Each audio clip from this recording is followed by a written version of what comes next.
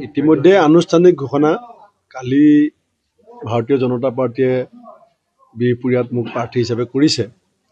আমাৰ জিলা সভাপতি শ্যামল শৰ্মা আৰু আমাৰ ৰঙানদী সমষ্টিৰ প্ৰাৰ্থী ঋষি হাজৰিকাই মোৰ এই বি ফৰ্ম দুখন দিলীপ শইকীয়া ডাঙৰীয়াৰ পৰা লৈ আহিছে আৰু তেওঁলোকে আনি মোক দিয়াৰ কাৰণে মই ধন্যবাদ দিছোঁ। কেলে মোৰ অহা যোৱা গোটেই সময়খিনি তেওঁলোকে বচাই দিছে। আৰু 23 তাৰিখে আমাৰ লখিমপুৰৰ 3গৰাকী বিজেপি প্ৰাৰ্থী ঢকুৱাখানা নৱদলেও কেতিয়া দিব, তেওঁতো ঢকুৱাখানাত দিব।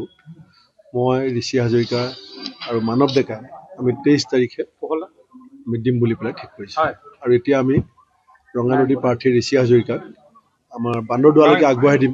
আমাৰ পথালি পাহাৰৰ পৰা বান্দৰদুৱালৈকে শোভাযাত্ৰা কৰি আগবঢ়াই দিম আৰু তাৰপিছত তেওঁ এইখন ৰঙানদীৰ ৰাইজে লৈ যাব।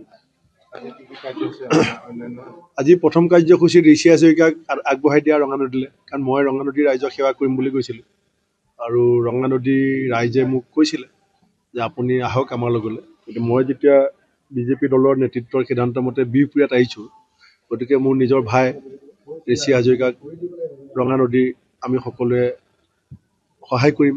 আৰু যিসকলে মোক ভাল পায়, যিসকলে মোকো জিকাম বুলি ভাবি আছিলে, তেখেতসকলকো মই বিনম্ৰভাৱে নিবেদন জনাইছোঁ যে ময়ো শক্তিশালী হ'ম যদি বিজেপিত আমাৰ দলৰ প্ৰাৰ্থীজন বিপুল ভোটত জয়যুক্ত হয়।